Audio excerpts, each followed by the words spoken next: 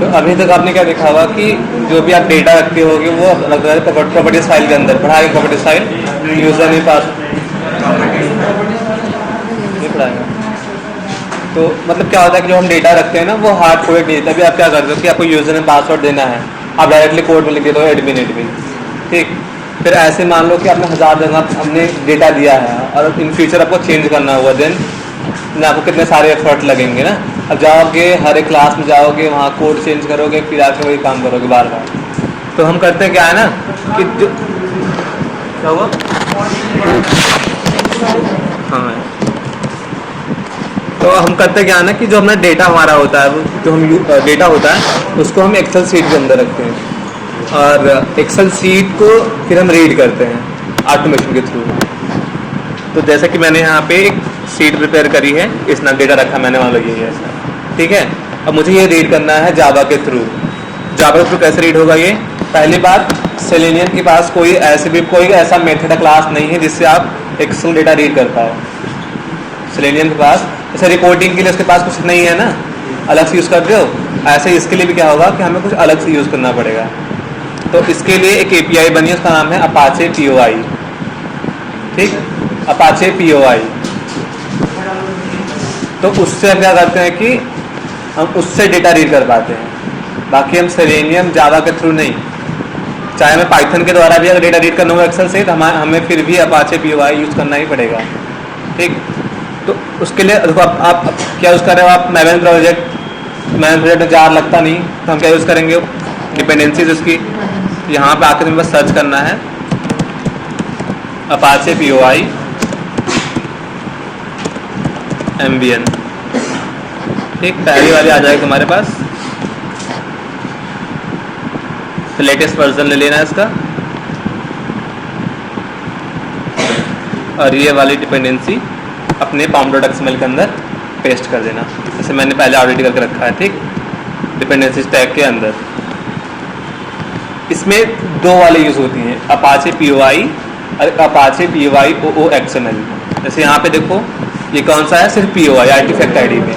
अब एक यूज़ होता है अपाचे POI OOXML, ये तो अपाचे POI का हो गया। आपको वो लेना है, यहाँ पे आप सर्च कर लो,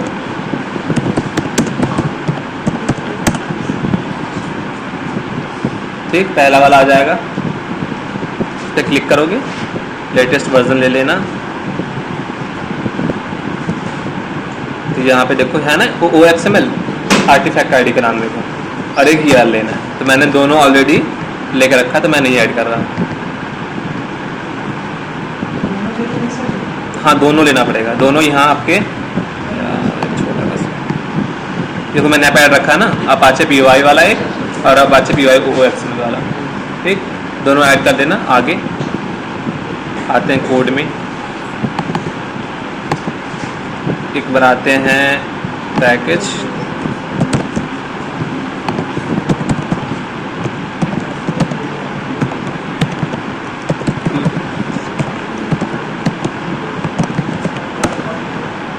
इसमें बनाते हैं क्लास,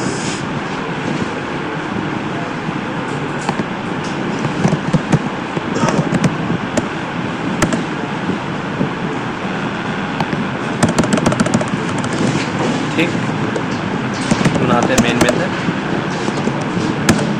अब देखो, तो डेटा रीड करने के लिए याद रखना, जावा से आप कोई भी डेटा रीड करना चाहते हो तो उसके लिए एक क्लास प्रोवाइड करी गई है, उसका नाम है फाइल इनपुट स्ट्रीम, ठीक। अगर जावा से कोई भी फाइल रीड करना हो तो आपको ये वाली क्लास यूज़ करनी पड़ेगी। अगर आपको जावा से कहीं डेटा राइट करना है तो हम ऐसा भी कर सकते हैं। अभी हम करने के क्या वाले हैं, डेटा यहाँ से रीड करेंगे ना, हम चाहते हैं कि डेटा इसमें लिख भी देना। जैसे क्या, अभी आप लोग रिपोर्टिंग देख रहे हो किसमें, HTML रिपोर्ट में, तो जो रिपोर्टिंग है वो इसमें भी बनती है, एक्सेल रिपोर्ट के अंदर भी। क्या करेगा वो, कोड लिख दोगे आप, वो जाएगा लिखेगा, वो आप कोड लिख दोगे, वो जाके खुद एक्सेल फाइल बनाएगा और वहाँ पे आपको लिख देगा कि इसके पास है, ये फेल है, ग्राफ बना देगा, सारा चीज़ काम कर देगा, ठीक। अब वो तो राइट कर रहा है, वो रीड नहीं करेगा, तो राइट करने के लिए इन्होंने क्लास बनाई है एक, उसका नाम है file output stream,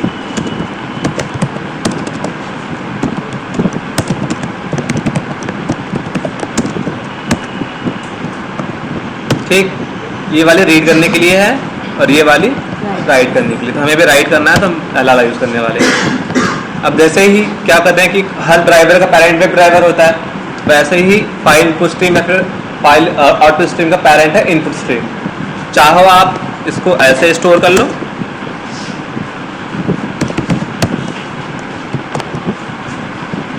try cash के लिए बोल रहा है,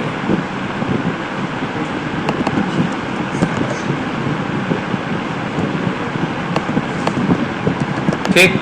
चाहो आप इसको ऐसे रख लो, उसी क्लास ऑब्जेक्ट बना के उसी में रख लो, और चाहो तो आप इनपुट स्ट्रीम के अंदर रख लो। ये अलाउड ऐसे हो रहा है क्योंकि ये पेरेंट है और इसके दो चाइल्ड है, कौन कौन से, फाइल इनपुट स्ट्रीम और आउटपुट स्ट्रीम। तो जिसमें चाहो आप उसमें रख सकते हो, ठीक। आगे अब इसके अंदर पैरामीटर मांग रहा है स्ट्रिंग नाम का, वो इसलिए मांग रहा है कि वो पूछ रहा है कि कौन सी फाइल आप रीड करना चाहते हो, उसका पाथ मुझे रीड करना है कौन सा, ये वाली सीट मैंने यहाँ पर ऐसे रखी है, मैं क्या करूँगा इसका पाथ निकालूंगा।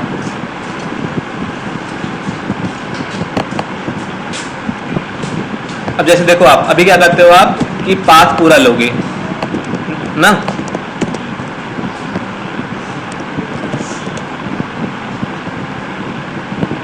ये बताओ एब्सोल्यूट पाथ है रिलेटिव पाथ है, एब्सोल्यूट पाथ है, ठीक। मान लो कि तुम्हें एब्सोल्यूट पाथ ही चाहिए, लेकिन वो क्या होता है, स्टेबल नहीं होता। क्यों? क्योंकि लेटर सपोज मैंने ये कोड आपके सिस्टम में दिया तो ये आपके तरफ चलेगा नहीं, क्योंकि यहाँ पे मेरा यूजर नेम अलग है, मैंने प्रोजेक्ट डेस्कटॉप पे रखा है, मान लो आपने डॉक्यूमेंट डाउनलोड रखा है, तो नहीं चलेगा नहीं। तब कैसे करोगे आप? तब हाँ, तो यहाँ पे क्या कर लो आप, सिस्टम डॉट गेट प्रॉपर्टी वाला वो यूज़ कर लो, तो वो पाथ लाएगा अपाचे पीवाई तक, इस प्रोजेक्ट तक पाथ लेके आएगा वो।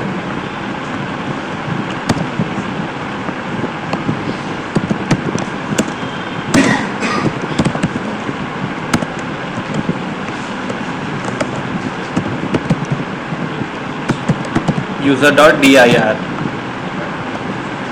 ये करेगा क्या, वो यहाँ तक का पाथ लेके चलाएगा, चाहे आपका फाइल कहीं भी हो, चाहे प्रोजेक्ट आपने कहीं भी रखा, ठीक। इतना करने के बाद अब याद रखना, हमारे जो एक्सेल सीट होती है ना, वो दो टाइप की होती है, उसके दो एक्सटेंशन होते हैं, एक होते हैं XLSX और एक होता है XLS। जो XLS था वो पुराना वाला एकदम 2007 वाला है, उसमें क्या था, कुछ सेल कुछ रोज वैल्यू कम थी, इसलिए नया इंट्रोड्यूस करा इन्होंने .XLSX वाला, ठीक। मान लो हमें रीड करना है XLSX वाला, तो यहाँ पे देखो पहले हमें इस पूरे वाली सीट, देखो ये क्या है, अपनी एक वर्कबुक है, वर्कबुक के अंदर क्या है, मल्टीपल सीट होती है अपने पास, देखो यहाँ पे मल्टीपल सीट बना सकते हो और मल्टीपल सीट के अंदर अलग अलग डेटा रख सकते हो तुम, ठीक। अब हर सीट में क्या होता है, रोज और कॉलम होते हैं, जो हमारे ऐसे दिख रहे हैं वो कौन से हैं, ये हमारे क्या है, रो है, ठीक। और ऐसे क्या होंगे अपने वाले, कॉलम, ठीक। और अगर मैं बात करूं सिर्फ एक की, इसे क्या बोलेंगे, इसको बोलेंगे सेल। अब इसकी इस फाइल एक्सटेंशन क्या है, XLSX, इसके लिए एक क्लास बनी है, उसका नाम है XSF।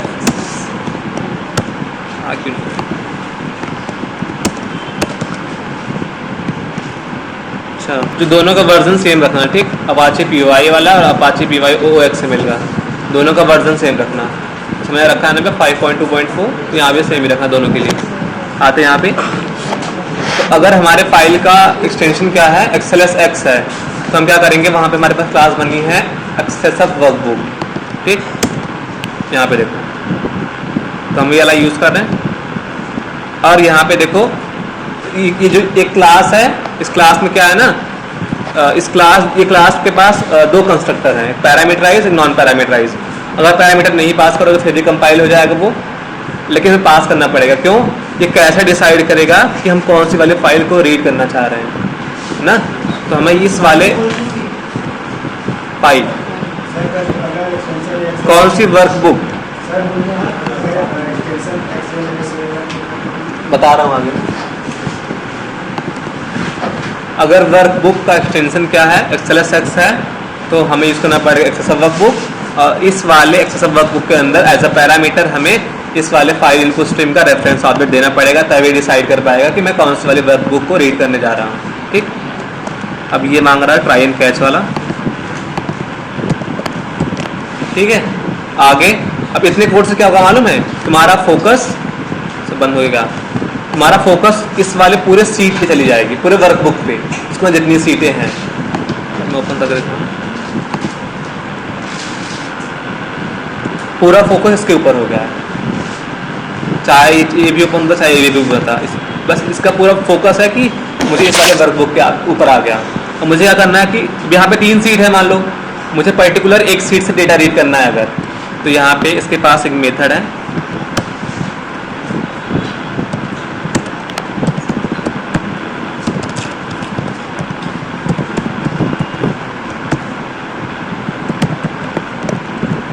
Gate seat. ठीक, इसमें अपने सीट का नाम पास कर दो, तो क्या कर देगा वो, हमारा फोकस उस वाले सीट पे ला के रख देगा। मुझे ये वाली सीट रीड करनी है तो मैं यहाँ पे सीट 1 पास कर दूँगा ऐसे। ठीक, देखो यहाँ पे सीट को रीड करने के 2 मेथड है, एक गेट सीट है और एक मेथड का नाम है गेट सीट ऐड। लेकिन गेट सीट ऐड में आना पड़ता है हमें सीट का इंडेक्स नंबर बताना पड़ता है। बताओ इंडेक्स नंबर वाला सही है कि नाम वाला सही है? मुझे नाम वाला सही लगता है। रिटर्न करेगा ये, देखो रिटर्न करेगा ये एक्सेसिव सीट भी रिटर्न कर सकता है।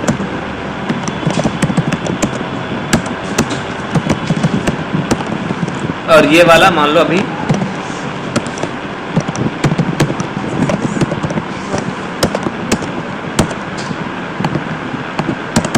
ठीक है। अब मेरा फोकस कहाँ आ गया, इस सारे पूरे सीट पे। अब आगे, अब मुझे पूरा सीट रीड करनी है। सीट के अंदर क्या है, पहले रो कॉलम, मुझे करना पहले रो रीड करना है। तो यहाँ पे देखो सीट का रेफरेंस वेरिएबल डॉट के पास मेथड है गेट रो नाम का। अब यहाँ पे देखो रो यहाँ पे कितनी है, मल्टीपल रोज हैं, इसलिए यहाँ पे अब रो का नाम तो होता नहीं कुछ, इसलिए वो नंबर मांग रहा है। रो का नंबर बताओ कौन सा वाले रो को रीड करना चाह रहे हो तुम। मतलब मुझे रीड करना है कौन सा वाला, पहला वाला। तो इंडेक्स नंबर यूज होता है, क्या पास करूंगा, 0।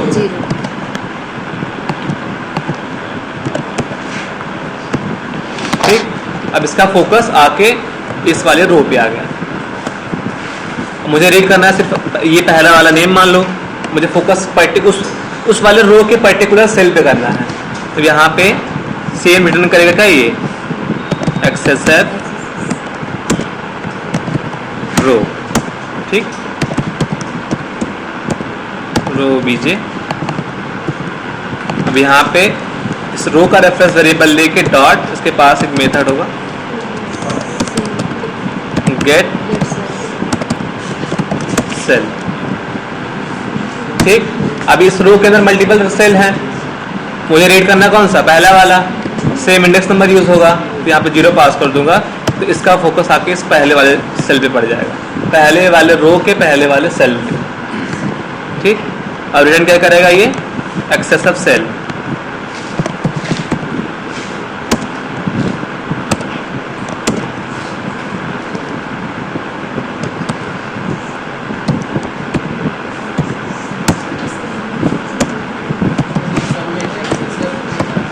बताता हूँ, ठीक है। अब सेल पे आ गए, तुम्हें इस सेल का डेटा लेना है। डेटा कौन से फॉर्मेट में है, स्ट्रिंग। तो यहाँ पे देखो इस सेल के पास मेथड भी है एक dot get string cell value. ये क्या करता है कि उस वाले सेल के अंदर जो स्ट्रिंग वैल्यू रहेगी उसको लेके आएगा। तब ये रिटर्न करता है क्या, स्ट्रिंग।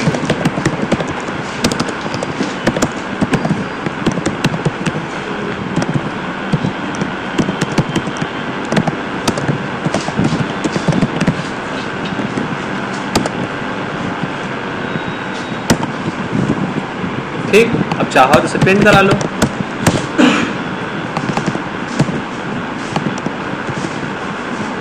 रन करोगे तो पहला नाम जाके वो कर देगा, प्रिंट कर देगा ना। मुझे मान लो रीड करना है ये वाला डेटा, कौन से वाले पोजीशन पे है, 0 1 2 2 0 1 2। यहाँ पे आके सेल वाले में क्या पास कर दो, 2।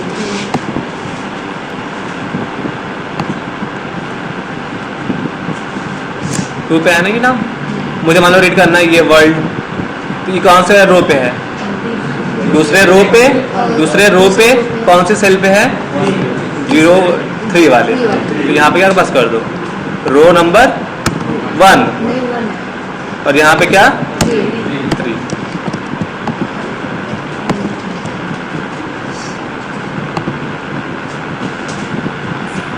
ना अब ऐसे मान लो तुम्हारे पास मल्टीपल हो, तुम्हें कोई बोले कि जाके पांचवी वाले रो के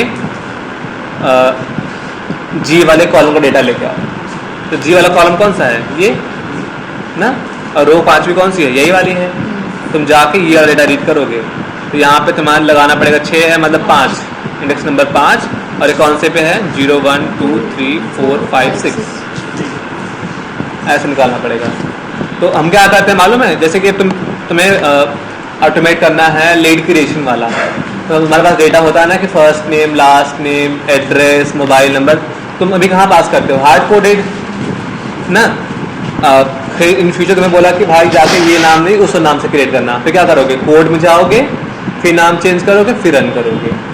अब हमें कुछ ऐसा करना है कि हमें कुछ कोड में चेंज करना ना पड़े, इसलिए हमने क्या यूज़ किया? ये वाली सीट, हम आएंगे बस सीट में डेटा चेंज करेंगे और कोड रन कर देंगे। इस हिसाब से देखो हमारी एफर्ट भी बच जा रहे हैं ना, हमारी मेंटेनेंस भी बड़ा सही हो रहा है। हाँ तो बता रहा हूँ, रो का नहीं ले रहे हो, कॉलम। ये तो कॉलम ही है ना वर्ल्ड, तो ये भी तो रो में आ रहा। हाँ पूरा लेना है ना, वही बता रहा हूँ इतना देख लो पहले। ठीक, अब आपने पूछा कि एक्सेस सीट क्या है। देखो गेट सीट जो है मेथड है ना, वो रिटर्न करता है एक्सेस सीट क्लास का रेफरेंस ऑब्जेक्ट। जैसे फाइंड रिटर्न करता है वेब एलिमेंट ना, वैसे ही गेट सीट क्या करता है? एक्सेस सीट का रेफरेंस ऑब्जेक्ट। ठीक, अब इस एक्सेस सीट के पास मेथड क्या है? गेट रो नाम का, क्रिएट का रिटर्न करता है एक्सेस रो का रेफरेंस ऑब्जेक्ट। ये भी क्या है? क्लास ही है। अब ये क्या, अब इसके पास एक मेथड है, क्या नाम है उसका? Get sale. फिर रिटर्न क्या करता है? एक्सेस सेल का रेफरेंस ऑब्जेक्ट। अब इस एक्सेस सेल के पास मेथड है एक, उसका नाम क्या है? Get string cell value. Return करता है क्या? वो स्ट्रिंग। ये सारी क्लास है, access workbook, access sheet, access row, cell, जो भी है। ठीक है, देखो हम क्या करते हैं मालूम है? एक्सेल सीट के अंदर स्पेशली क्या करते हैं हम लोग, जब डेटा हमें इंट में रखना हो कोई नंबर, तो हम इसको ना यहाँ पे एपोस्ट्रोफी लगा के नंबर ऐसे रखते हैं, तब ये बिहेव करता है एज ए स्ट्रिंग। ठीक, एपोस्ट्रोफी लगा के फिर वो नंबर पास कर दो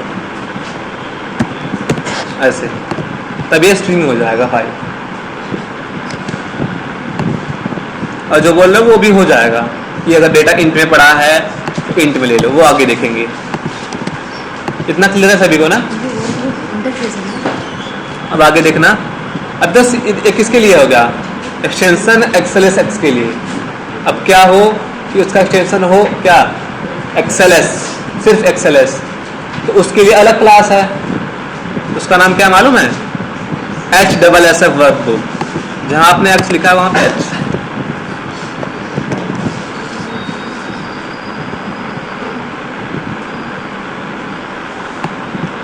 देखो HSSF वर्कबुक है तो रिटर्न थोड़ी करेगा एक्सेस वर्कबुक, फिर वो क्या रिटर्न करेगा?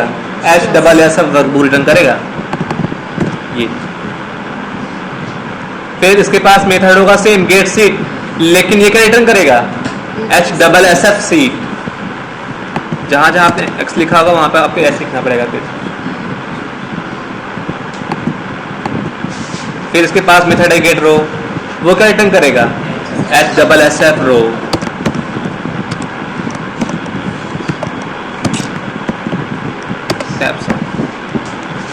ठीक, ऐसे सेल के लिए भी होगा ना।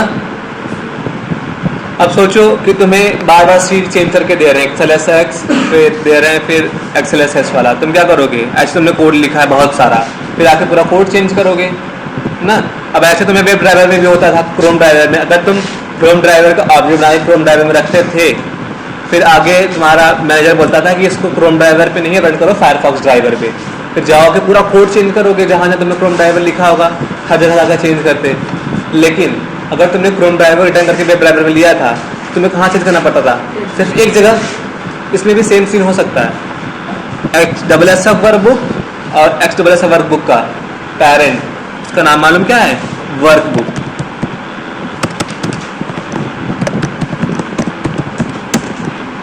ऐसे और ऐसे ही HSS सीट और XSS सीट का पेरेंट मालूम क्या होना है? सीट। ऐसे रो के लिए भी HSS रो और उसके लिए XSS रो के लिए भी इसका पेरेंट है रो। सेम इसके लिए भी, सेल के लिए भी, इसका भी पेरेंट कौन है? सेल।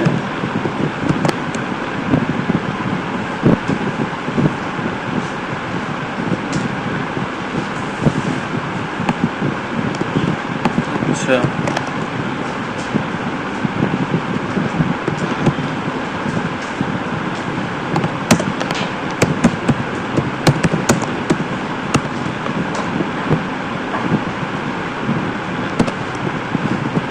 ठीक।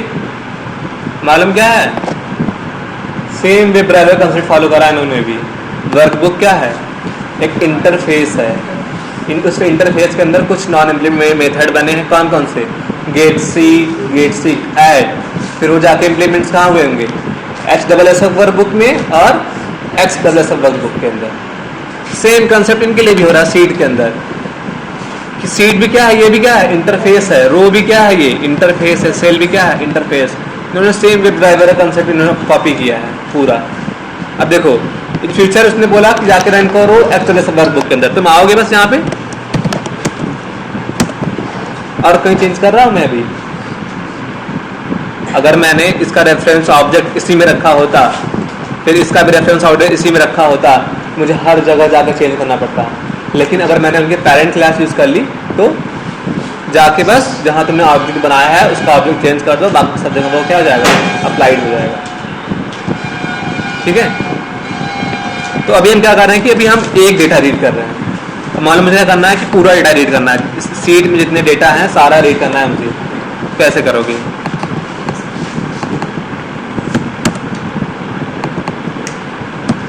इजी, लूप लगाना पड़ेगा। और क्या, डेटा बहुत सारा है, लूप लगा लो। कैसे?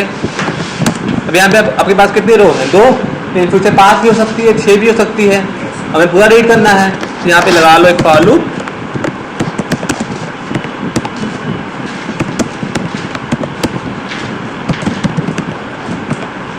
अब देखो, अब हमें यहाँ पे ये ढूंढना पड़ेगा कि इस वाले सीट के अंदर कितने रो एक्टिव हैं, काम के हैं, जिसमें डेटा है। इसके लिए एक मेथड बनाया, देखो यहाँ पे गेट लास्ट रो नम। ये क्या करेगा? जहाँ तक जो रो काम की हैं वहाँ का नंबर लेके आएगा। मतलब यहाँ पे देखो कितनी रो हैं? 2 रो एक्टिव हैं, इसकी साइज लेके आएगा 2। ठीक है। जितने रो एक्टिव हैं उनकी साइज लेके आएगा।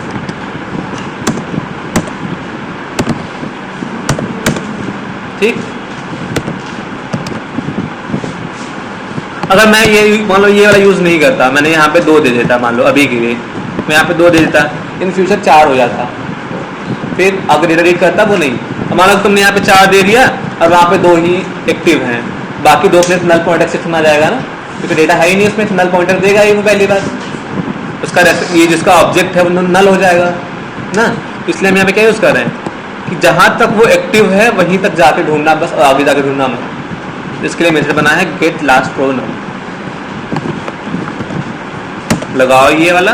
अब ये गेट रो वाला मेथड क्या कर लो, इस लूप के अंदर पास कर लो, और यहाँ पे क्या पास कर दो? आई जाएगा, हर वाले रो के पास इटरेट करेगा। अब रो रीड कर लिया, अब हर रो के हर वाले सेल को क्या करना है? रीड करना है। तो यहाँ पे मल्टीपल सेल भी हैं, इसके अंदर एक फॉर लूप फिर से लगा लो।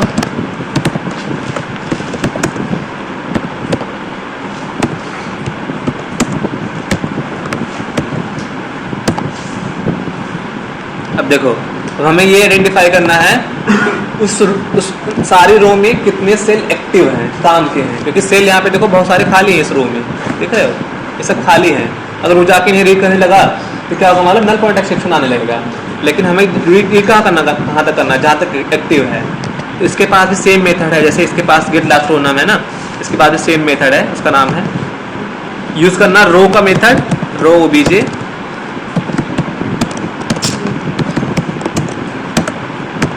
Gate last cell. ये भी सेम काम करता है, उस पर्टिकुलर रो में जाएगा और ढूंढेगा कितने सेल एक्टिव हैं, उनका साइज लेके आएगा। ठीक, जे प्लस प्लस। अब इसके अंदर ये वाला कोड क्या कर दो, कॉपी पेस्ट कर दो बस, वो भी ले लो।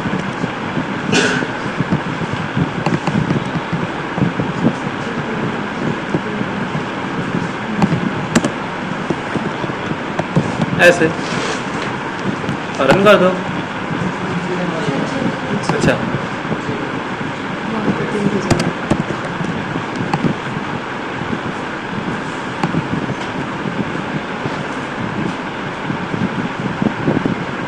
एक मिनट नहीं करा उसे ना, दूसरा नहीं लाया नंबर वाला, ये सेव नहीं करा होगा मैंने ना, इसलिए ऐसा कुछ देखते हैं करके चलते।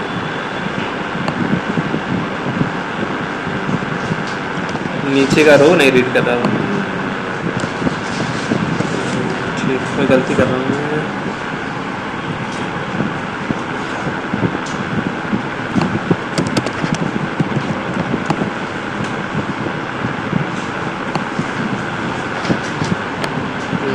नल पॉइंट आने लगा ना,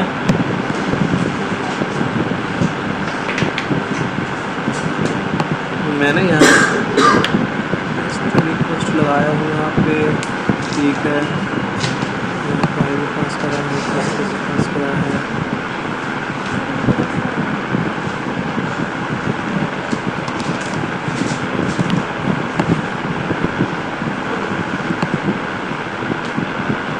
ठीक, आने लगा ना। तो इसने क्या करा, सारे रो का सारा डेटा क्या कर दिया उसने, प्रिंट कर दिया। अगर तुम्हें अच्छे से देखना है तो यहाँ पे लगा दो, जैसे यहाँ पे लिख दो कि कहाँ स्टार्ट हो रहा है, ये वाला।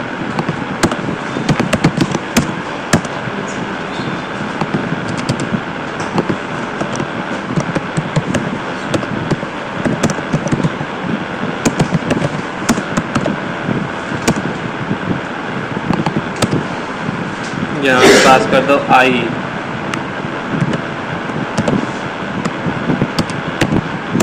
ठीक, फिर यहाँ पे एलन कहिए,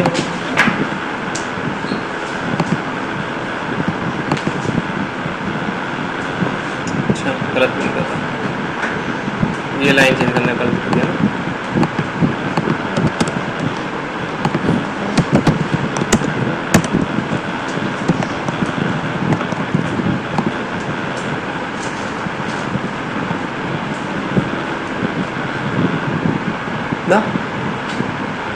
या मैं जीरो प्रिंट कर रहा क्योंकि इंडेक्स नंबर ले रहा, मैंने वहाँ पे आई पास करा, तो यहाँ पे आ गया। और स्पेस नहीं आ रहा क्योंकि यहाँ पे हमने लाइन चेंज नहीं कराया ना, इसलिए।